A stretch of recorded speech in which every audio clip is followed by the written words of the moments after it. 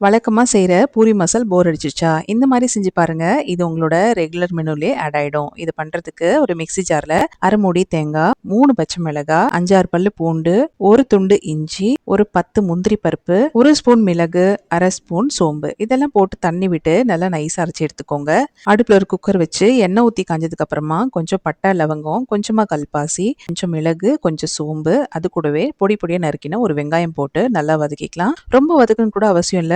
ஓரளவுக்கு லைட்டா வதக்குனா போதும். அதுக்கு மேல ஒரு 3 தக்காளி இந்த மாரி கொஞ்சம் பெருசு பெருசா நறுக்கி நறுக்கி போட்டுக்கலாம். தக்காளி கூட ரொம்ப வதங்க தேவையில்ல. ஒரு பெரட்டு பெரட்டினாவே போதும். அது கூட நம்ம ஏற்கனவே அரைச்சு வச்ச அந்த மசாலாவை போட்டு தண்ணியும் உப்பும் மட்டும் அளவு பார்த்து செக் பண்ணிட்டு குக்கரை போட்டு மூடி ஒரு 3ல இருந்து 4 விசில் விட்டு நல்ல விசில் அடங்குனதுக்கு அப்புறமா அதை ஓபன் பண்ணி பாருங்க. சூப்பரா கறி குழம்பு மாதிரி வாசனை வருது. அதுக்கு மேல கொஞ்சம் கொத்தமல்லி தழை போட்டு இறக்குனீங்கன்னா அருமையான பூரி மசால் ரெடி. இந்த ரெசிபி நீங்களும் ட்ரை பண்ண போறீங்கன்னா எஸ்ன்னு கமெண்ட் பண்ணுங்க. இதே மாதிரி ரெசிபிஸ்க்கு நம்ம சேனலை ஃபாலோ பண்ணிக்கோங்க.